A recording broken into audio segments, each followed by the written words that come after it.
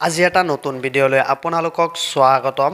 আজি আমি এইটো ভিডিঅ'ৰ জৰিয়তে আপোনালোকক জনাই দিম যে পিএম কিষাণ আঁচনিৰ বিষয়ে।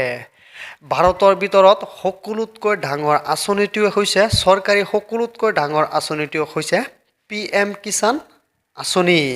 এই পিএম কিষাণ আঁচনিৰ জৰিয়তে সমগ্ৰ ভাৰতবৰ্ষৰ কৃষকসকলে খেতিয়কসকলে টকা লাভ কৰে। এই পিএম কিষাণ আঁচনিত যদি আপুনি এতিয়াও আবেদন কৰা নাই তেনেহ'লে আপোনালোকে নতুনকৈ আবেদন কৰিব পাৰিব। আৰু যিসকলে পিএম কিষাণ আঁচনিৰ টকা লাভ কৰি আছে তেওঁলোকৰ বাবে চৰকাৰৰ ফালৰ পৰা তিনিটা কাম কৰিব দিছে। এই তিনিটা কাম যদি আপুনি নকৰে তেনেহ'লে পিএম কিষাণৰ 22 নং কিস্তিৰ টকা আপোনাৰ একাউণ্টত নোসোমাব। যদি আপুনি এজন প্ৰকৃত খেতিয়ক হয় বা কৃষক হয় তেনেহ'লে আপোনাৰ বাবে এইটো ভিডিঅ' অতি গুৰুত্বপূৰ্ণ। এইটো ভিডিঅ'ৰ জৰিয়তে আমি আপোনালোকক জনাই দিম যে পিএম কিষাণ আঁচনিত কেনেকৈ আবেদন কৰিব বা আপোনালোকে যদি পিএম কিষাণৰ টকা লাভ কৰি আছে তেনেহ'লে কি তিনিটা কাম কৰিব লাগিব। প্ৰথমতে আমি আপোনালোকক জনাই দিওঁ, প্ৰথম কামটো হৈছে আপুনি KYC আপডেট কৰিব লাগিব। দ্বিতীয়টো হৈছে আপোনাৰ বেংক একাউণ্টটো এক্টিভ থাকিব লাগিব।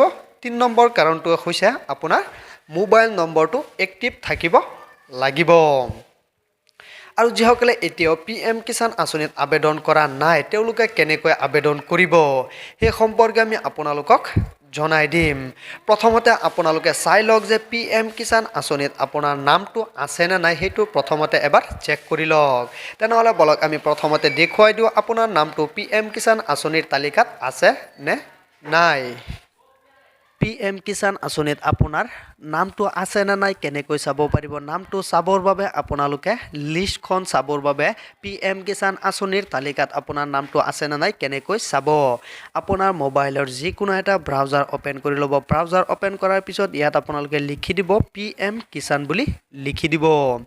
পিএম কিষাণ বুলি লিখি দিয়াৰ লগে লগে এনেকুৱা আহি যাব পিএম কিষাণ সন্মান নিধি বুলি আহি যাব। ইয়াত আপোনালোকে ক্লিক কৰি দিব।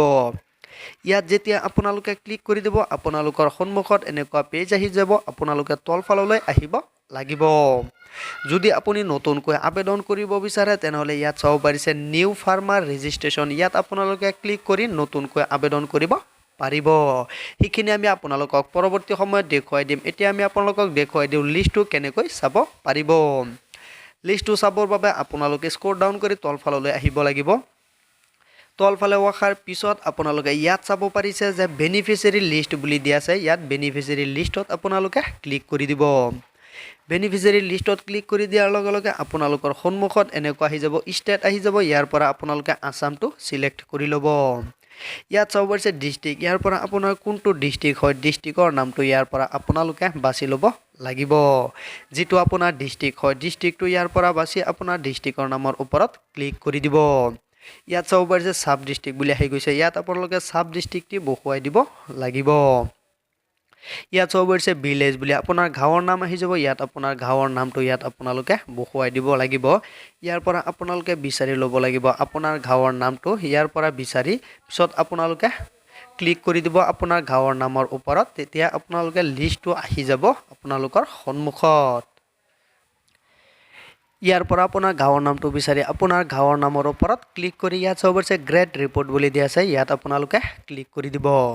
ইয়াত যেতিয়াই ক্লিক কৰি দিব আপোনালোকৰ সন্মুখত এনেকুৱাকৈ লিষ্ট আহি যাব। ইয়াৰ পৰা আপোনালোকে চাব পাৰিব আপোনাৰ নামটো লিষ্টত আছে নে নাই। আপোনালোকৰ গাঁও পঞ্চায়তৰ গাঁৱৰ যিসকল পিএম কিষাণ আঁচনিত যিসকলৰ নাম আছে সকলোৰে নাম ইয়াত আহি যাব। ইয়াৰ পৰা আপোনাৰ নামটো বিচাৰি ল'ব লাগিব। যদি ইয়াত আপোনাৰ নামটো নাথাকে তেনেহ'লে আপোনালোকে নতুনকৈ আবেদন কৰিব পাৰিব। নতুনকৈ আবেদন কৰিব বিচাৰিলে এটা কমেণ্ট কৰি জনাই দিব। পৰৱৰ্তী ভিডিঅ'ত আমি আপোনালোকক জনাই দিম কেনেকৈ নতুনকৈ আবেদন কৰিব পাৰিব।